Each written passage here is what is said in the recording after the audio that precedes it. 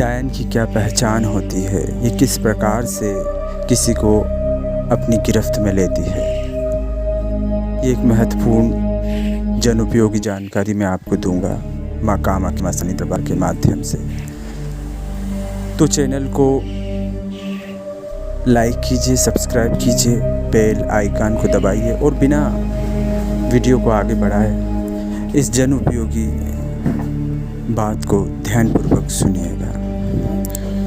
डायन सब जगह होती हैं, ज़रूरी नहीं कि वो गांव में ही होती हैं। डायन शहरी क्षेत्रों में भी होती हैं, सब जगह होती है। डायन एक ऐसी विद्या है, एक ऐसा तंत्र है, एक ऐसा मंत्र है कि जिसके माध्यम से जो भी इसका साधक होता है वो हर चीज़ को प्राप्त कर सकता है जिसकी वो कामना करता है।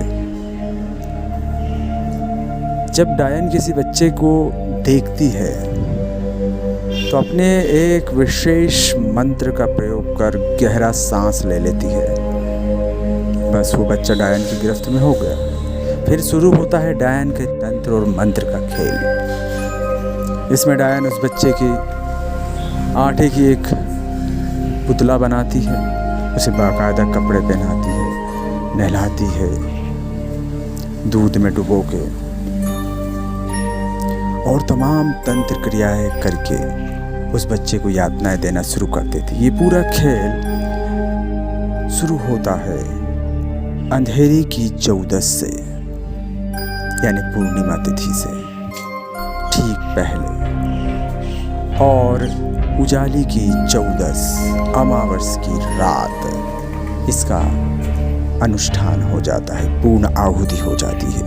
जब इस प्रकार से किसी बच्चे के ऊपर इस डायन तंत्र का असर होता है, डायन कभी बच्चों के सर पे हाथ भी फेर देती हैं, मौका मिलता है तो उनके बाल भी काट लेती हैं। ये सब उनके तंत्र का एक हिस्सा होता है। पैर की मिट्टी उठा लेती हैं, कपड़े उठा लेती हैं या गायब कर देती हैं, चोरी से ले जाती हैं या गोद में ले कर भी वो अपनी इस क्रिया को अंजाम दे सकती हैं। जब इस विद्या से ऐसा कोई बच्चा ग्रसित होता है तो उसके आंग में शरीर से एक अजीब सी दुर्गंध सी आती है और वो जो दूध पीता है उसकी माँ का, उसको उल्टी कर देता है। उस दूध में से भी एक अजीब सी गंध आती है। उस दूध को वो थोड़ा सा हल्का नीला दिखाई देने लगता है, हल्का नीला। और इस बच्चे को अक्सर रात में ही तकलीफ़ हो गई। ये मध्य रात्रि के बाद ही होता है, क्योंकि हर मध्य रात्रि के बाद वो उसको यातनाएं देना शुरू कर देती है कि जितनी उसे यातनाएं देती है उसकी उतनी इच्छाएं पूरी होती है। अब व्यक्ति समझ नहीं पाता है कि उसके बच्चे को क्या हो रहा है। वो डॉक्टरों के पास भागता है। दिन में बच्चा बिल्कुल स्वस्थ हो जाता है, पर रात होते ही तबीयत बिगड़ने लगती। सूर्यास्त के बाद बिल्कुल काम शुरू हो जाता है। बच्चे की रंगत उड़ने लगती है, बच्चे का वजन कम होने लगता है। ऐसे तमाम लक्षण डायन के प्रकोप के होते हैं। यदि समय रहते किसी तंत्र क्रिया के माध्यम से डायन की तंत्र क्रिया को ना तोड़ा जाए तो अनहोनी भी हो जाती है। जब वो ऐसी क्रियाओं को करती है तो बदले में उसकी वो जो कामनाएं होती है परिवार के लिए होती है कि मेरे बेटे को नौकरी मिल जाए, मेरी बेटी का अच्छा हो जाए, मेरे दामाद का अच्छा हो जाए, घर में ये आ जाए, वो आ जाए, बन जाए घर, गाड़ी आ जाए, ये तमाम इच्छाएं उसकी वो डायन पूरी करती है। वो भी एक प्रकार से साधना होती है। ये रात्रि में ही होती है अक्सर ये साधनाएं। कहीं कहीं देखा गया है कि मध्य रात्रि के बाद वो निर्वस्त्र होकर हनुमान मंदिर में जो एकांत में होते वहाँ जाकर पूजन पाठ करती हैं। तमाम क्रियाएं होती हैं और ये सारी गुप्त होती हैं। समाज जानता नहीं है कि कौन सी महिला डायन है और किसके पास इस प्रकार की शक्ति है।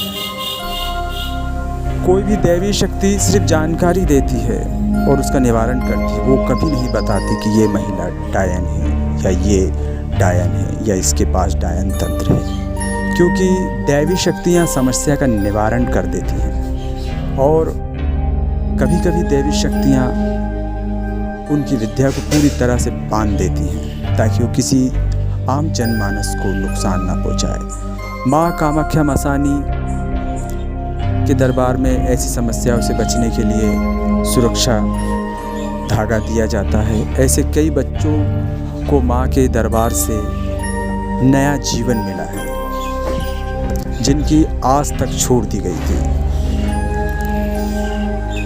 और ज़रूरी नहीं कि डायन की साधना महिला ही करे, यह तो एक साधना होती है, एक अनुष्ठान होता है, पुरुष भी करता है तो उसको भी वो फलीभूत होती है।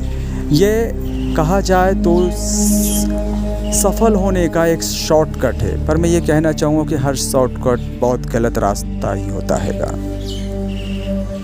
तो भक्तों, हर बुरी चीज़ का अंत होता है, तो ऐसी चीज़ों का भी अंत होता ही हैगा।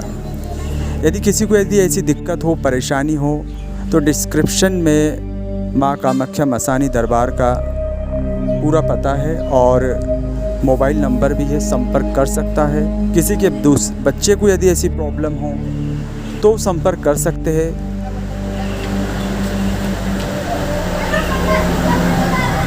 यहाँ उस चीज़ का तत्काल निवारण हो जाएगा। चैनल को लाइक करें, सब्सक्राइब करें, बेल आइकन को दबाएं और बने रहें हमेशा एक महत्वपूर्ण जानकारियों के लिए। जय माता दी।